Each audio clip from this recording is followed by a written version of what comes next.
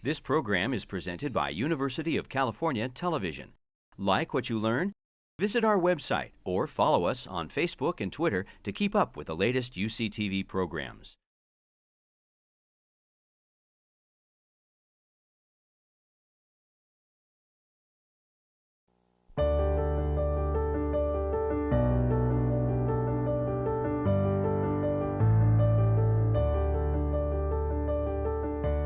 Now it's my great honor to introduce our keynote speaker, the former President of Ireland and the nation's first woman president, Mary Robinson. The daughter of two physicians. Yeah, we can clap now. But I'd like to tell you just a little bit about her before she comes up. So Mary is the daughter of two physicians and has spent most of her life as a human rights advocate battling poverty, hunger, and inequality. She brings an international perspective to these issues and has witnessed their devastating effects of global hunger firsthand. After serving as President of Ireland from 1990 to 1997, she was appointed the United Nations High Commissioner for Human Rights. In 2002, she founded Realizing Rights, the Ethical Globalization Initiative, which focused on issues like healthcare, women's leadership, and climate change. When the work of Realizing Rights culminated at the end of 2010, she founded and serves as president of the Mary Robinson Foundation, Climate Justice. This foundation is dedicated to ensuring the needs of our planet's most vulnerable people and countries are part of the climate change solutions and discussion. It's an honor to have you, Mary, join in our conversation. And I want to thank UC Regent Richard Blum, founder of the Blum Center for Developing Economies at UC Berkeley, for helping bring you to us today. Please welcome Mary Robinson.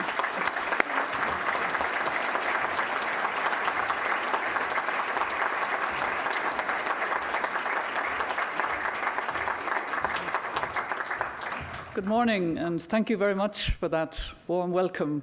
It's an honor to have been invited to address the Global Food Systems Forum, and I would like to pay my own tribute to the University of California for hosting this event and also for making it accessible through webcasting. It's a little bit intimidating to see this very large and very expert panel waiting to speak later, and indeed to speak to an audience that contains its own large, diverse number of experts. But this forum is indeed timely, as there's a welcome refocus on food and nutrition in different regions.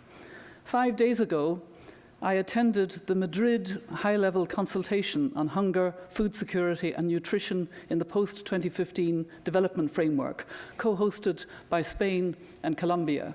That meeting in Madrid was the culmination of a lot of discussion on one of the 11 themes, food and nutrition security, and the kind of messages. In less than a week, I'll be in Dublin for a conference on hunger, nutrition, climate justice, about which I'll say more later.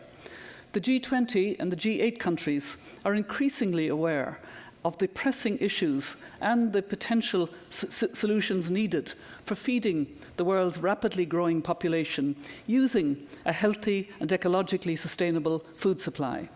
So again, I warmly commend the University of California for this timely event. The list of speakers and participants is impressive. Scientists from a variety of disciplines related to food systems, business leaders, farmers engaged in food production, environmental experts, policymakers. I look forward to hearing their valuable contribution, both from the global and United States perspective. The focus of my speech will be on how we must act now to improve the food and nutrition supply of people in poor countries and communities throughout the world. In particular, I'll speak about the impact that climate change is having now on food and nutrition security. It hardly needs saying, but when it comes to food, we live in a shockingly unequal world. Almost 1 billion people are undernourished. In real terms, what that means is that hunger is a constant feature of those people's lives. Many will have barely 1 meal a day, if they're lucky. It's shameful that so many of our fellow human beings, millions of them children, will go to bed hungry today and every day. Meanwhile, wealthy countries have so much food that ever-growing numbers of their populations are overweight. Obesity has become an epidemic in the Western world, and there's the scandal, as we know, of food waste, which needs to be addressed. Yet even in rich countries, there are hungry children and families dependent on food stamps or other social benefits for basic food and nutrition. When people think of hunger, their thoughts probably turn to dramatic examples of poverty-driven malnutrition and starvation, as are found in famine situations. The pictures of babies with extended bellies, the flies crawling over their eyes. But as the experts here today know only too well, bad as the extreme famine situations are, chronic hunger is a far more pervasive, insidious phenomenon. As well as the hardship and suffering a lack of food brings, chronic hunger retards growth, lowers resistance to disease, destroys lives. Inequality is at the heart of global food systems. Population growth is increasing that inequality, increasing the gap between those who have more than sufficient to eat and those who are malnourished. Earlier this year, I visited Malawi, a very poor African country that faces many challenges. I was very affected by its population statistics because I identified with the beginning of those statistics. In the 1960s, the population of Malawi was the same as the population at that time of the Republic of Ireland. The Republic of Ireland has grown to about 4.7 million. The population of Malawi has risen to at least 15 million. By 2050, it is projected to reach 50 million. By the end of the century, it will reach 120 million if present trends continue. And Malawi is a small country by African standards. Today, hunger is the lot of an increasing proportion of the population of Malawi, a situation aggravated by extreme weather events, both severe drought and severe flooding in different parts of the country. Can you imagine how many will go hungry in that small country alone in the years ahead if corrective action is not taken? This is a key moment for such questions.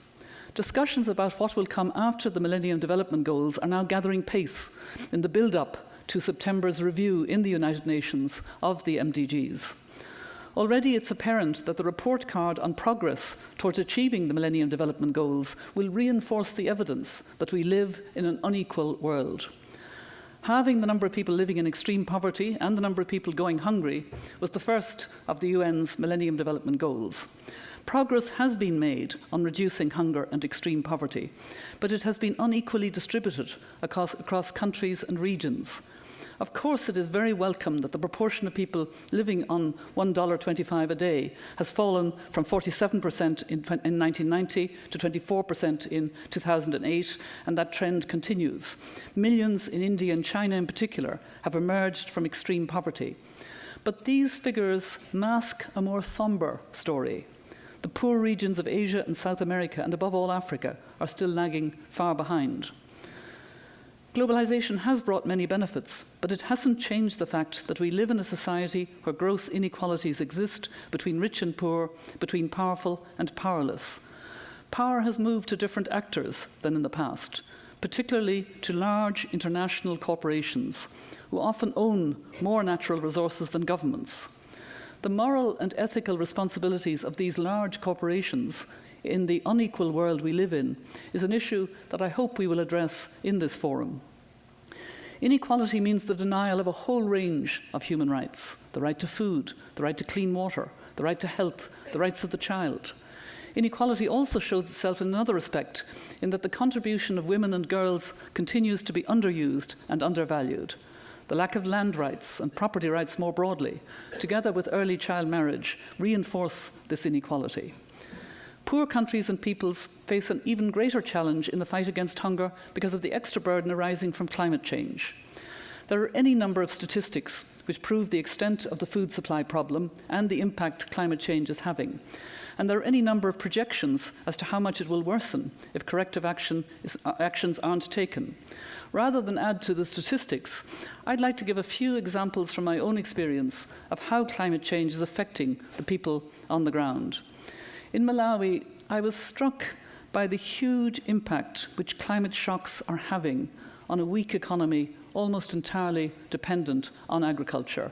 The president of Malawi, Joyce Banda, is a good friend, and we travelled with her to various sites in the country. And it was really striking to see the impact in one part of extreme floods and in another of extreme drought. It was deeply moving to see how fragile livelihoods are turned upside down in the face of climate change. I had the same feeling when I visited the Horn of Africa 18 months ago at the request of Irish aid agencies. They were worried about a situation in Malawi, in Somalia, which led to the United Nations declaring famine there. There was a history to that. I had gone to Somalia in 1992 as President of Ireland to draw attention to the food crisis there because of fighting warlords. But what never occurred to me in 1992 was in the front of my mind in July 2011, and that was that the Horn of Africa had had the 8 hottest years in succession ever measured and had increasingly severe drought. And this is the problem that we have to bear in mind. Some of the most active delegations in the climate change negotiations are the small island states, countries such as the Seychelles, the Pacific Island states. And this should come as no surprise, since they face the stark reality that their countries will disappear under the water if corrective action is not taken on climate change. Indeed, it's already happening. My friend Ursula Rakova is moving 1,500 people, her population, from a small cataract island to Bougainville in Papua New Guinea. She talks about negotiating relationships, first of all, with the population in that part of Papua New Guinea, and then getting land. And then, with great sadness, she says, but there's nothing I can do about the problem that we are leaving the land of the bones of our ancestors. And there will be a lot of people who will have to leave the land of the bones of their ancestors because of climate change. So what can be done to improve this serious situation? As we aren't succeeding despite decades of trying, we need to understand why. So we should start with a genuine exercise in listening to those we seek to help before we design a new version of the solution to their problems as we see it. For a start, we need to get real about the impact climate change is having on food supplies to developing countries. We must listen to the voices of those at the wrong end of the food supply chain, the people who don't have enough to eat because the chain hasn't reached as far as them, and who are having to cope now with the added effects of climate change. A top-down approach to the problem won't be enough. Africa is littered with examples of top-down programs and projects that failed because we didn't listen to those on the ground. The people on the ground are the ones who experience poor food supply and lack of nutrition at first hand. It's to seek answers to these problems that I've become an advocate for climate justice and established the Mary Robinson Foundation Climate Justice. Climate justice is a human rights-based approach to combating climate change.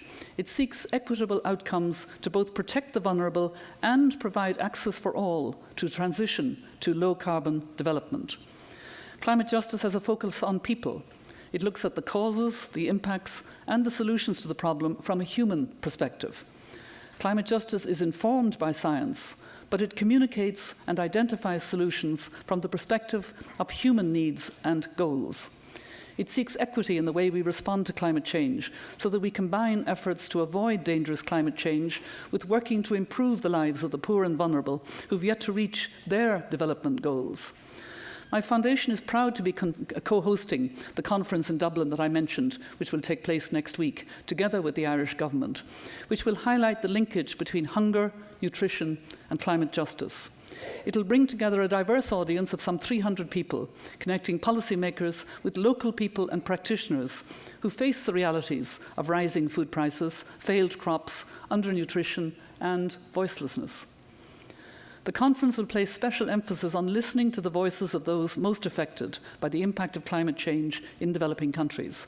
More than a third of the participants will be grassroots representatives who will share their experiences with high-level political representatives, policymakers, civil society, business and advocacy groups and research institutions. Indeed, Dick Bloom, who was mentioned and who was responsible for me coming here, will also attend that conference. I'm excited about the Dublin conference because I see it as more than producing an outcome document. The hope is that it will inspire new ways of thinking about global development challenges. In particular, it'll be a chance to hear from the experiences of local people so that we can root future thematic policy approaches in the lives of people affected by climate change and their efforts to cope. For those who cannot attend, the proceedings will be podcast, and the Foundation's website, www.mrfcj.org, will carry detailed information about the event. I must say that in many ways, coming to the climate discussions from a human rights perspective, I find that they're not very encouraging.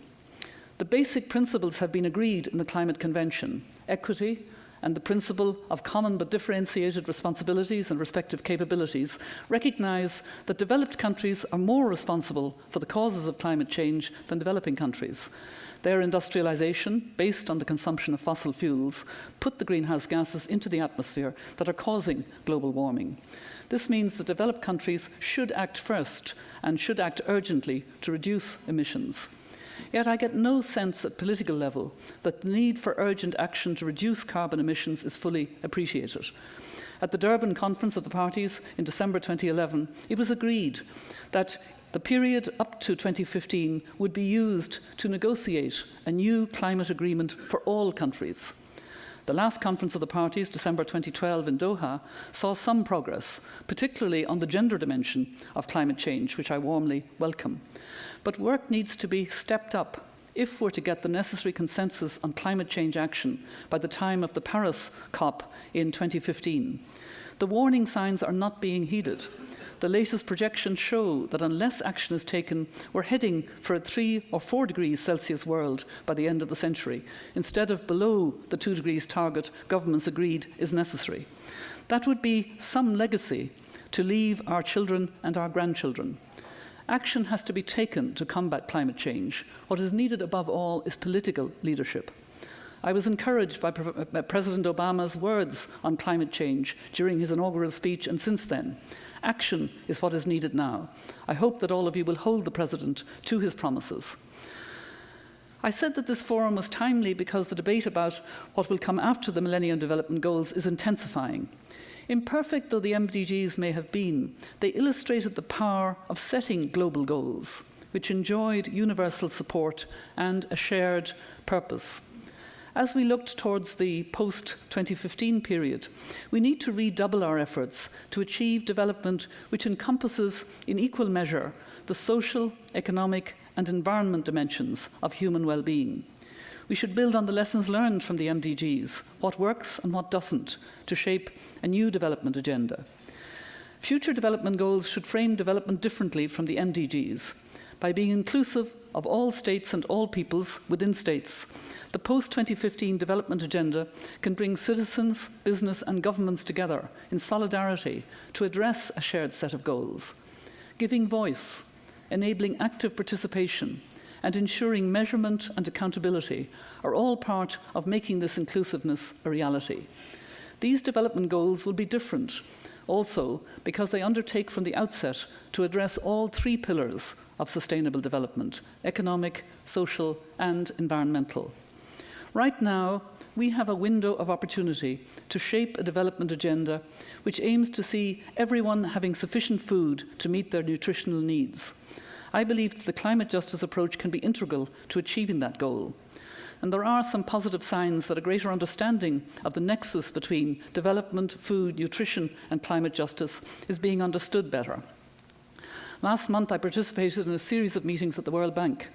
The bank has just published, as many of you will know, a report entitled "Turn Down the Heat: Why a 4 degrees warmer world must be avoided," which outlines the evidence for the great dangers facing us if we adopt a business-as-usual approach to climate change. It shows the effect of rainfall patterns, changing sea levels, and the increased incidence of extreme weather events. It argues that climate change should be seen as an issue of social justice, and that justice and equity should be at the heart of the discussion on climate change. Another development I welcome is the increased interest being shown by the UN Human Rights Council in Geneva, which I worked very closely with in the past. The appointment of an independent expert on human rights and the environment is a signal that the human rights dimension is finally being recognised. Professor John Knox has produced his first report to the Human Rights Council, in which he quotes from a study done by the Office of the High Commissioner for Human Rights in 2009. That study concluded, and I quote, "Climate change will pose direct and indirect threats to many rights, including the rights to life and food as a result of malnutrition and extreme weather events, the right to water as a result of melting glaciers and reductions in snow cover, and the right to the highest attainable standard of health as a result of malnutrition, extreme weather, and an increasing incidence of malaria and other diseases that thrive in warmer weather." Let me just address a brief supportive word to the agricultural and environmental experts here today. Your work has a key role to play in meeting the challenges of securing a better food supply for the poor and vulnerable. In order to address both under and malnutrition, we need to find ways to produce more food and improve access to a range of nutritious foods. Scientific research is a key tool in human development. It's led to the technologies that change our lives for the better. Work on developing new crop varieties, improving soil fertility, and creating new irrigation technologies is critical, especially in the light of climate change. We also need to recognise the vital role of women in food production. If we don't empower women, we will not have the impact we hope to on nutrition. I'm pleased to serve on the lead group of the United Nations Scaling Up Nutrition movement, which aims to ensure that every woman and child is adequately nourished. The SUN movement seeks best practice for scaling up specific nutrition interventions with a proven effectiveness, engaging governments, civil society and the private sector in commitments that can be peer-reviewed so that countries are reviewing each other and marking each other's progress. It is hoped to deepen the movement into a global political pressure for sustainable food and nutrition. So I'm very glad and very impressed to see a mix of skills represented here today. The forum literature indicates that you'll be discussing potential solutions for feeding the world's population using a healthy and ecologically sustainable food supply. And let me end then with a positive story from the country I started with, Malawi. On my first day there, I was taken to the ICRISAT, the Malawi Seed Industry Development Programme, which focuses on partnerships between farmers, seed traders and government to improve the availability of and access to improved varieties of legume seeds. I was also shown projects on nutritious orange-fleshed sweet potatoes. Now, the potato is a very well-known thing in Ireland. This is the first time I'd seen the orange-fleshed sweet potatoes, very nutritious. And also an agroforestry food security programme. This project consisted of 4 interrelated components which promote smallholder livelihood security: fertilizer tree systems for food security, fruit tree systems for improved health, nutrition and income, fodder tree systems for improved livestock, and fuel wood tree systems to provide biomass energy for cooking and to reduce the rate of deforestation. Developing countries like Malawi need their own research programs with close links to local farmers and traders. And one positive outcome of the forum might be to build even closer links between the expertise available here throughout the length and breadth of California through the reach of the University of California, California, and the local knowledge and expertise that is available in countries like Malawi. I think if we're going to tackle this problem and do it with equity and with justice, we need the support and the solidarity which will really make a difference. Thank you very much.